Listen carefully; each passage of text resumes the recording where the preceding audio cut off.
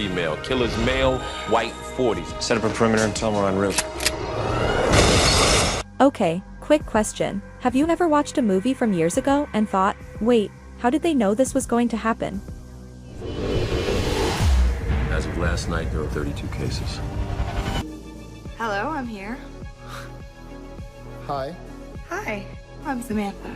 Hey, I'm Jenny, and today we're counting down 10 movies that predicted the future a little too accurately. These films weren't just entertaining, they were warnings.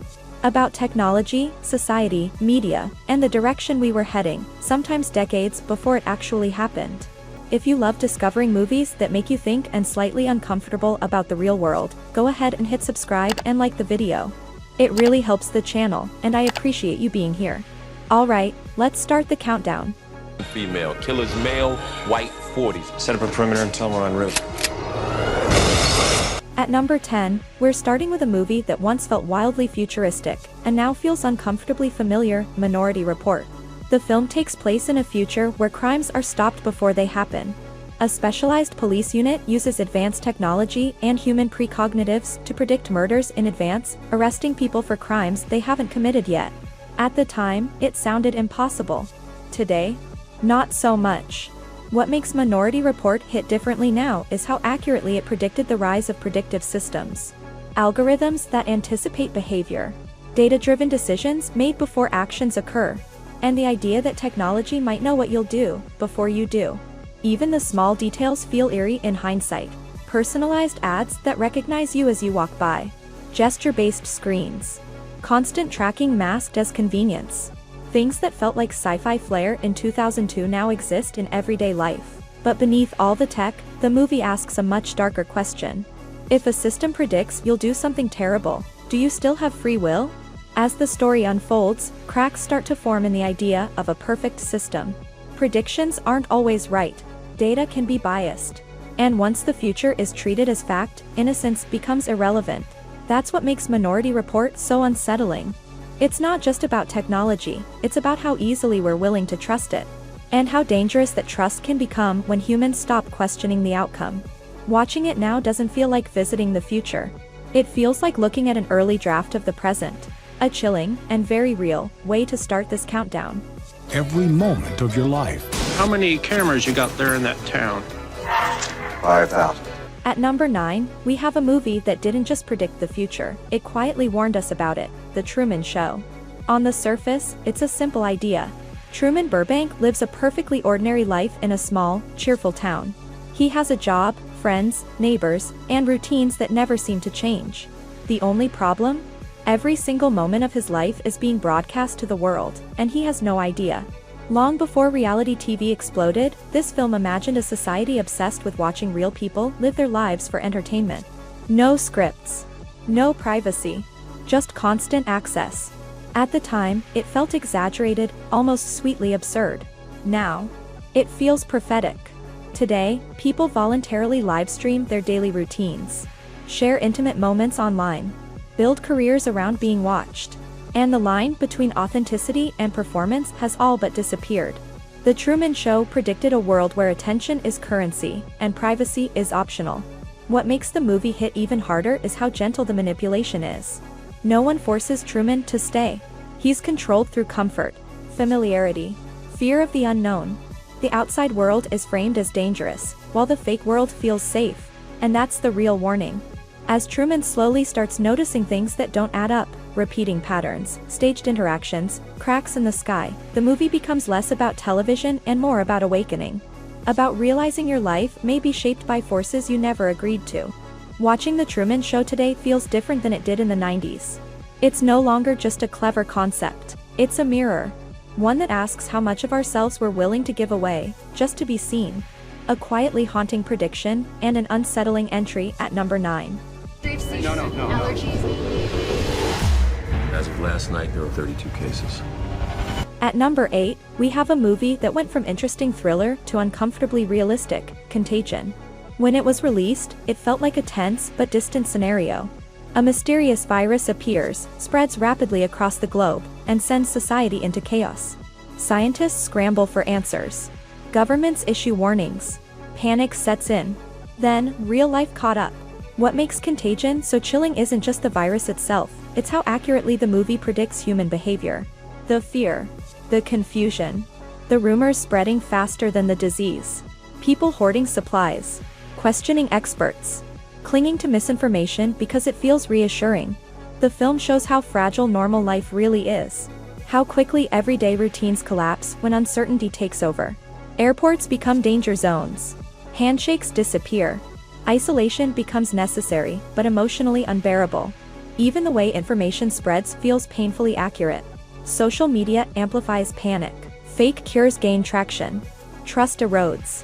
And suddenly, the biggest threat isn't just the illness, it's the lack of shared truth. What makes Contagion especially unsettling is how grounded it feels. There are no exaggerated villains or dramatic speeches. Just systems under pressure, people doing their best, and the quiet realization that control is mostly an illusion. Watching this movie now doesn't feel like fiction. It feels like a reenactment. And that's why Contagion earns its place at number 8, a film that didn't just predict the future, it accidentally documented it. A sobering, unsettling entry in this countdown. Hello, I'm here. Hi. Hi, I'm Samantha. At number 7, we have a movie that predicted the future. At number 7, we have a movie that predicted the future in a way that feels quietly unsettling. Her. The story follows Theodore, a lonely man who begins a relationship with an advanced operating system designed to adapt, learn, and emotionally connect. She listens. She understands. She evolves. And before long, she becomes the most meaningful relationship in his life. When Her came out, the idea of emotionally bonding with AI felt abstract, even a little far-fetched. Today, it feels alarmingly close. We talk to virtual assistants every day. We rely on algorithms for comfort, validation, and companionship. AI writes messages, remembers preferences, and responds with empathy that feels increasingly human. Her didn't predict killer robots or dystopian takeovers, it predicted emotional dependence. What makes the movie hit so hard is how natural everything feels. No big reveal.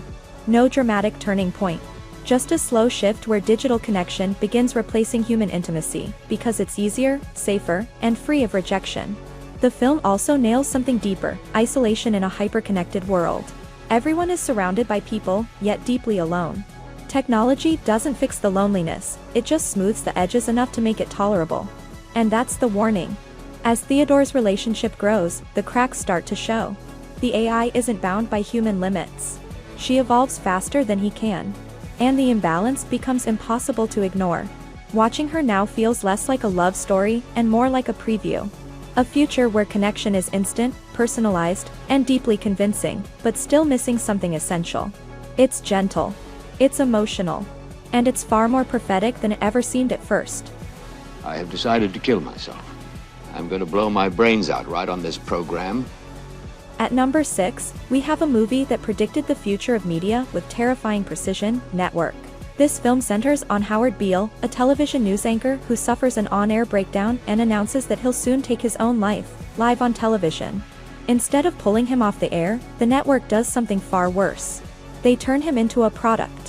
What follows is one of the most brutally honest portrayals of how media can exploit outrage, fear, and emotional collapse, all in the name of ratings. Beale's angry rants become must-watch TV.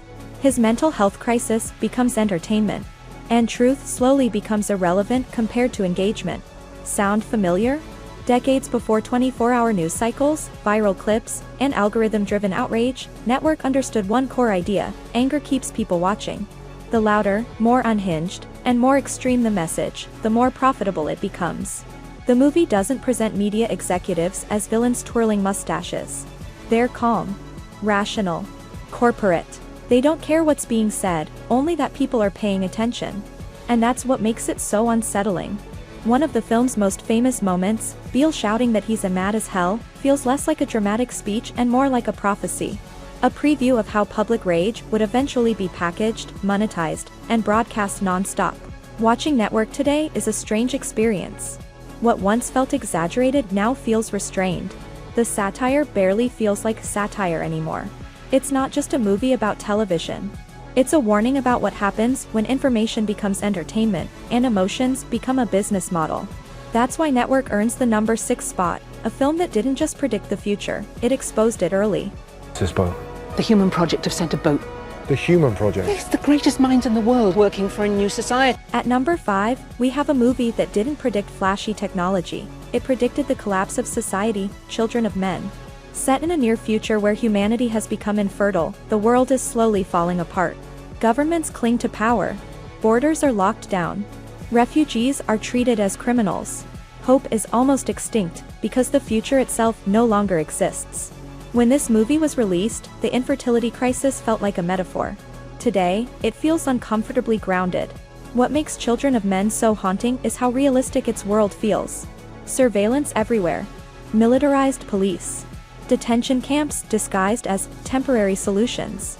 News broadcasts playing casually in the background as society crumbles, as if chaos has simply become normal. The film predicted how quickly compassion disappears when fear takes over. Refugees aren't portrayed as statistics, they're desperate people trapped in systems that no longer see them as human. And the most chilling part? Nobody in the film is shocked anymore. This broken world isn't treated as a crisis, it's treated as reality. At the center of it all is Theo, an ordinary man pulled into an extraordinary situation, protecting the first pregnant woman in nearly 2 decades.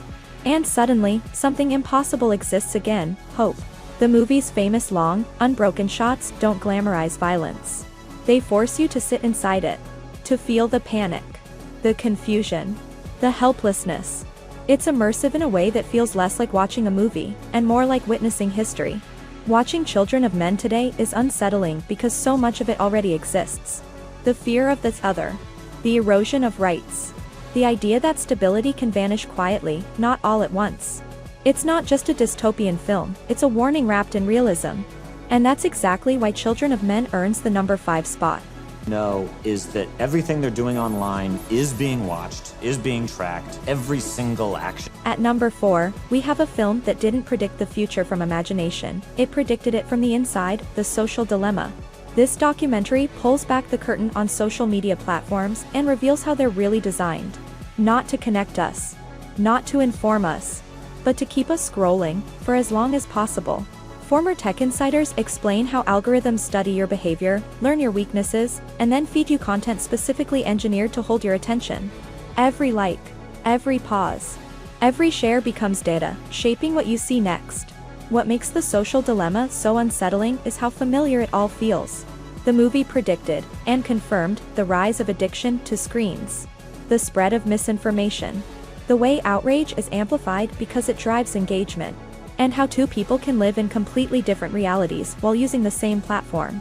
It also exposes something even darker: social media doesn't just reflect society, it actively shapes it. Beliefs become extreme.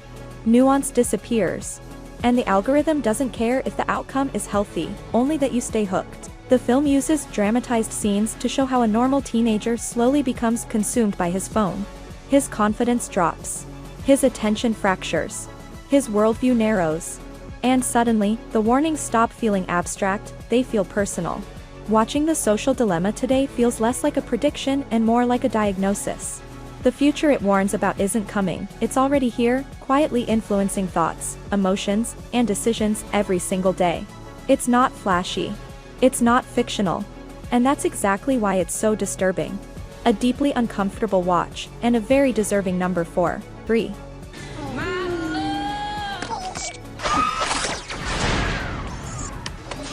At number 2, we have a movie that hid one of the most accurate future predictions ever made, inside a Pixar film, Wall-E. At first glance, it looks simple. Earth has become uninhabitable, buried under mountains of trash. Humanity has fled to space, leaving behind one small robot to clean up the mess. But then the movie shows us what happened to the people. Humans now live aboard a massive spaceship where everything is automated. They float through life in motorized chairs. Screens are always inches from their faces. Physical movement is optional. Social interaction is minimal. Convenience has replaced connection. When Wall-E came out, this future felt exaggerated, almost cartoonish. Now, it feels uncomfortably recognizable. The film predicted a world driven by convenience culture, where everything is delivered, where algorithms decide what we watch, eat, and buy, where screens mediate nearly every interaction, even when people are sitting right next to each other. What makes Wall-E so unsettling is that no one in this future is evil. Nobody made a villainous choice. The collapse happened slowly, through comfort, through efficiency, through letting machines handle things because it was easier. The movie also nails corporate influence. A single megacorporation runs everything: products, messaging, even history itself. People don't question it, not because they're forced to, but because they don't need to. And yet, at its heart, Wall-E is hopeful. It suggests that curiosity, connection, and care for the planet can still break through the noise. That one small act, paying attention, can wake people up. Watching Wall-E today hits very differently than it did in 2008. It's no longer just a charming animated film. It's a gentle warning about where unchecked convenience leads, and how quietly it happens. A soft-spoken but devastatingly accurate prediction, earning Wall-E the number 2 spot. Our first subject for the human hibernation experiment. As you know, this is highly classified. However, if successful... And finally, at number 1, we have a movie that was meant to be ridiculous, and somehow became uncomfortably accurate: Idiocracy. When this film was released, it was dismissed as absurd satire. A dumb comedy about a future where intelligence has declined, corporations run everything, and entertainment has completely replaced critical thinking. No one thought it was a prediction. They thought it was a joke. The story follows an average man who wakes up hundreds of years in the future to discover he's now the smartest person alive. Society is ruled by viral entertainment, brand loyalty, and slogans instead of ideas. Education has collapsed. Experts are ignored. And complex problems are solved with whatever feels good in the moment. What makes Idiocracy so unsettling today is how many of its ideas no longer feel exaggerated. Anti-intellectualism, celebrity leadership, corporate branding everywhere, short attention spans, decisions driven by popularity instead of competence. The movie predicted a world where being loud matters more than being right, and where nuance gets lost because it doesn't perform well. Where serious conversations are drowned out by spectacle. And where questioning the system makes you the strange one. Even the humor hits differently now. Scenes that once felt over the top now feel eerily familiar, not identical, but close enough to make you uncomfortable laughing. What truly earns Idiocracy the top spot is how casually it shows the future falling apart. There's no dramatic collapse. No single moment where everything goes wrong. Just slow erosion, one convenient, entertaining, thoughtless choice at a time. Watching it today feels less like satire, and more like a warning that arrived early, and was ignored. It's not the most subtle film on this list, but it might be the most prophetic. And that's why Idiocracy earns the number 1 spot, the movie that predicted the future a little too accurately. If any of these movies made you pause and think, wow, that's a little too real, you're not alone. Some films entertain us. Others warn us. And the scariest ones are the ones we didn't take seriously at the time. If you enjoyed this countdown, make sure you're subscribed to Watch with Jenny for more movie lists that make you think, and maybe question reality just a little bit. Let me hit closest to home, and which one you wish had stayed fictional. Thanks for watching, and I'll see you next time.